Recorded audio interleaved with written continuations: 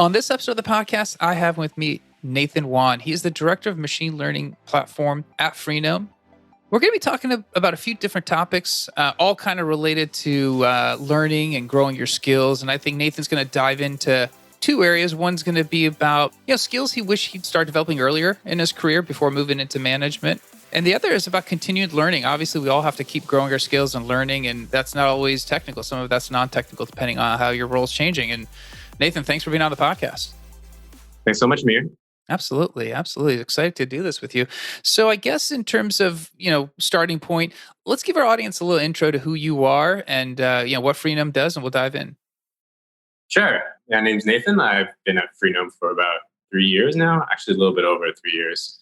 I currently lead the machine learning platform team. So we have research engineers and machine learning scientists who are working on Freenome's major problem.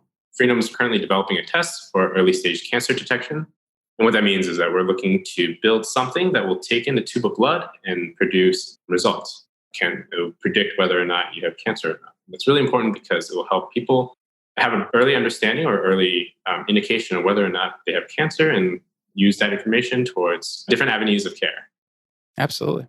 That sounds like a critical thing these days. Everyone's talking about healthcare, so I'm sure it's some exciting times over there. Yeah, it's exciting. I joined at when it was much earlier, and we're really excited about the results that we have, and we're really ramping up towards a commercial effort to make sure that whatever that we have published previously in terms of results will also be translated into a product that will actually help everyday people. Absolutely. We're going to cover a few different things. Let's dive on in. And I think the one area that I was really excited to kind of hear your thoughts on is, everyone kind of moves through their career path and they get into management, and, you're still always learning, picking up new skills. And you look back and there's always that, man, I wish I had, done this a little bit sooner. I wish I had learned this a little bit sooner, just because you're trying to get the basics. And by the time you get the basics going, you're already in management. And for some, and you're gonna have to learn on the fly. It seems like that's how we all kind of learn how to do our jobs for the most part after our initial entry into the world. When you look back and you're kind of, at the director level now, is there anything that stands out that you're like, I wish I would have started this sooner, this particular skill, or something where you wish you had more involvement and to kind of build skills for where you're at now? Yeah. So when I changed to Freenome, I think, a number of things have changed, right? Not only did I switch from a tech company to a biotech company. So previously I worked for Google and then to a small startup in a biotech company. I also kind of transitioned from being an IC individual contributor to working in management and managing a single team to managing multiple teams, larger groups. There are many things I've learned in the process. I'm happy to dive into many of those, but probably ones that comes to mind the most is what's typically considered management. Right? Like, how do you manage your management? I think that's something that you typically think of like management as something top down. Your manager tells you what to do. They give you an assessment about how things are going. They give you information. They're the ones moving blockers for you. But I think the more I spend time in management, the more I realize that there's also a lot of management that has to go in the other direction. You think about how you as an individual will have to ask your manager to make blockers disappear, make changes, provide resources, change allocation. Like, those are the things that really stand out in terms of what makes for a team and how the team gels, and the direction of the team really comes from how people and how teams will continue to manage. I do this now, even to my management, like making sure that the direction of the larger team or the department is something that I know is comfortable and will be forward-seeking and forward-looking, and I expect that from my team as well. Right? Like, that they provide information to me and tell me like, hey Nathan, like, here's where you're messing up. These are the things that we really need as a team, and coalescing them and collating that into a single perspective. Absolutely. So I guess when you look at that, did you have a manager that you learned from, I guess, in terms of, how you're kind of dealing with some of these aspects of management yourself, or how did you kind of build those skills yourself? So in Freenome, I think I've had a number of different managers as well with varying depth. Right? Like, I've reported to a CSO, I've reported to the interim CSO. Something you'll notice as well is that your manager will have different strengths in being part of that team, just like you want to do with someone that's on your team and that you're managing. You're going to need to help them succeed as well, right? Just like you would help a report succeed in terms of playing to their strengths and help guiding them when they need support or there's a particular area of weakness that they need to work on, that happens as well for your leaders as well. They're going to have their strengths that you want to play to and you want to leverage. They're also going to have areas where you'll need to step in directly and say like, hey, it's like this isn't working. I'm happy to do this and play this role. Or we need to find another solution to address this problem. So I guess when you're looking back at your career, and I guess maybe were in your IC days, what do you see maybe that you wish you could have picked up a little bit sooner, right? In terms of saying, hey, I could have developed these skills a little bit earlier in my career. I could have taken these opportunities to pick up on, an opportunity to brush up on this or that. Is there anything that stands out that you could have maybe taken advantage of in your IC days? Yeah, I think there are two. So one is independence as one way to characterize. How do you work as an independent contributor, not just an individual, and what this means is that, we talk a lot about like tech specific roles or leadership roles and like identifying, who or what are leaders within specific projects. But the reality is that, everyone has their own set of work and they're in charge of managing, your own time. Like you have this limited set of resources that is your time, and you have to make a decision about where you're going to allocate that time, what you're going to prioritize, and what you're going to bring forth as the most important things to that time. I think this is something that you'll have to do as a tech lead. You'll do in a larger context, and one of the first things that managers help individual contributors do at the beginning is to do this. But as you get better at that, this is a skill that you're going to develop and you're going to grow. And if you do well at that, then other people will attract other people and attract other teams and projects, and you'll eventually snowball into this, a skill that you're going to continue to grow and foster. I think another aspect of this is kind of like empathy. Empathy is like not just feeling bad for someone, but knowing how someone feels from their perspective. I think that managing up is actually a real exercise in empathy, like understanding, most people act rationally, right? And so, you have to understand like why they're making a particular decision. Usually it's not because they're trying to be irrational, but they have a slightly different perspective or a different set of priorities that you may or may not be aware of.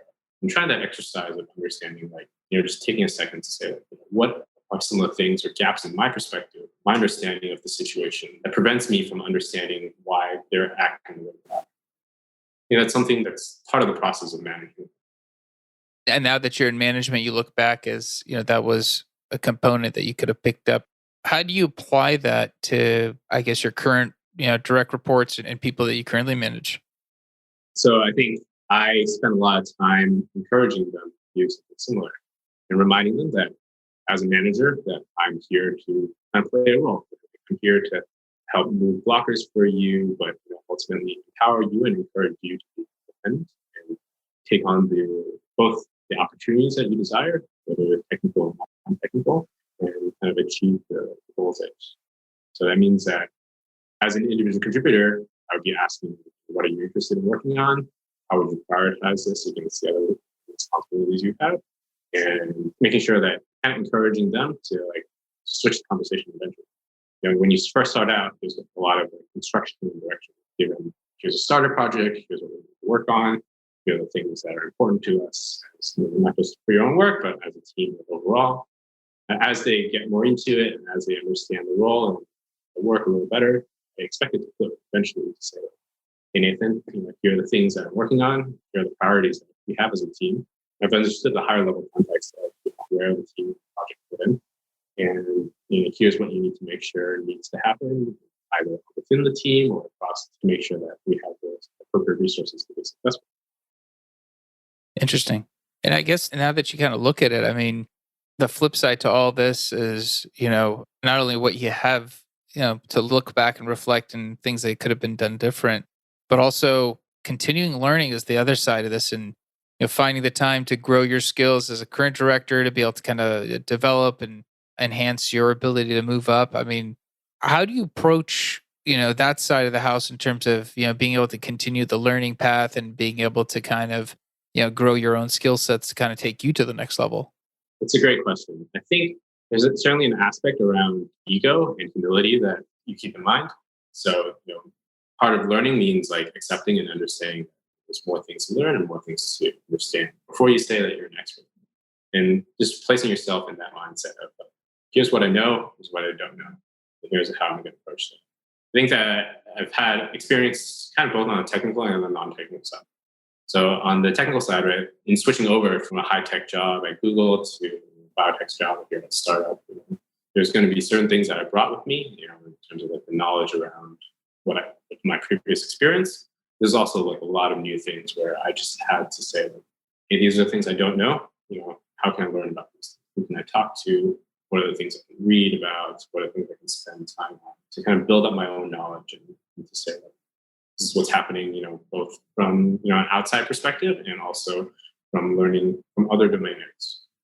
I talked about creating this thing or this test that takes a tube of blood to a cancer prediction, and every step in between that requires a different expert to generate data, to change the chemistry, to run the assay, to run the bioinformatics, to build a feature.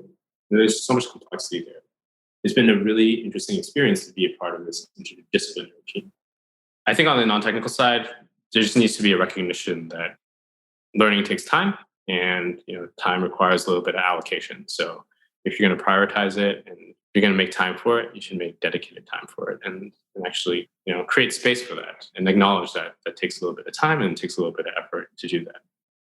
Yeah, I think some of those non-technical skills are always, the things that are lost because it's not like, I'm going to learn, the latest in machine learning algorithm that just came out or technique. I mean, that's something you can wrap your arms around. But the non-technical stuff, it's kind of hard to put your finger on, whether it's, leadership skills or presentation skills. Those are harder to practice because you need the opportunity almost to be live to kind of experience it. So I think you're right. I think there's a little bit of a challenge to making sure you not only find the time, but find the right time and place to actually be able to work on something like that. Yeah, I've actually had a really good manager in the past. That's actually the current CSO. His name's Jimmy. He has a huge passion for kind of thinking about these types of management skills and situations. He's the one that's actually really encouraged his entire leadership team to think about this as a particular specific line of study. Right? It's not just purely situational. Obviously, we have plenty of opportunity as part of his leadership team to implement and exercise a number of these learnings. But I think really being able to study it almost as if it were a course, right? As if it were something that has positive and negatives, has trade-offs, and kind of recognize what works, what doesn't work, and also have a little bit of camaraderie and encourage each other to say here's what's working for me so far. Here are some things that I have tried in the past, and just having that forum and making sure that we have some time to do that also has been really also valuable. Yeah, absolutely. That makes a lot of sense. So in terms of, I mean, as a manager, we're talking about continuous learning and making sure you're developing technical, non-technical skills. So when you're identifying, let's say, for a direct report that has an area that they want to improve, right? They want to be a better speaker, they want to be a better leader, they want to be a better engineer in a certain particular thing. When you identify one of those components that they're trying to improve, how do you engage with them to kind of come up with a plan to help them grow those skills? One of the things that you learn in management is that one size definitely doesn't fit all. And you think you can create a process that will try to cover all the corner cases and edge cases. As an engineer, that's your bread and butter, right? You want to build something that can cover all the edge cases and the corners and make sure that nothing gets left behind. But I think one of the major things that you learn in management is that one size definitely does not fit all. You can create a process and you can try to create something that tries to fit most of everybody, but there's always going to be someone that gets left behind. And I think simply acknowledging that and understanding that as kind of a first step and as a first principle makes a huge difference in how you're going to approach the problem. In terms of specifics, I think that's all going to vary, right? There are skills around talking to the individual. I've had experiences where the Socratic method actually was really helpful, right? In order for them to understand where they were, right? Kind of ask them only questions about where they thought they should be or why I might be asking these questions. Other times it's just, kind of a recognition or a direct message around hey, this is the wrong perspective. Here's my perspective. Here's how you should understand it. And asking for a little bit of trust, right? Hey, this is my perspective. This is where I'm coming from. This is how I see it. Hopefully that resonates as well. So I think there are multiple ways to do it, and it's going to require a little bit of situational awareness to understand, what would work best, and both for the individual and as well for the situation. Awesome, man. I think that's a great way to end the podcast. And I think it's a great, overall understanding of how to tackle somebody who's trying to hopefully, ramp themselves up, learn something new. I think, some of the tips of, setting aside time. I think a lot of people always have ideas of what they want to work on, but we never set aside time. We never set aside those objectives. And I think I appreciate you, coming on and sharing with us. That was really good.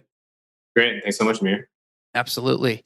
And if somebody wants to reach out and kind of touch on a particular area that you talked about on the podcast, is there a preferred social avenue they can reach out and connect with you? Yeah, I'm definitely on LinkedIn, but feel free to just reach out to me on nathan@freenome.com.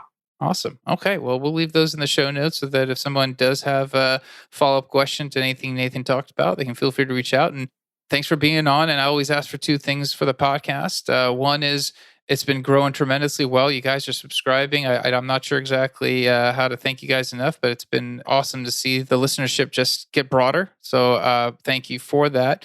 And let me know if there's other topics you want me to talk about. I think that's been the other helpful thing, is kind of being able to add to the topic list and find guests to chat about them.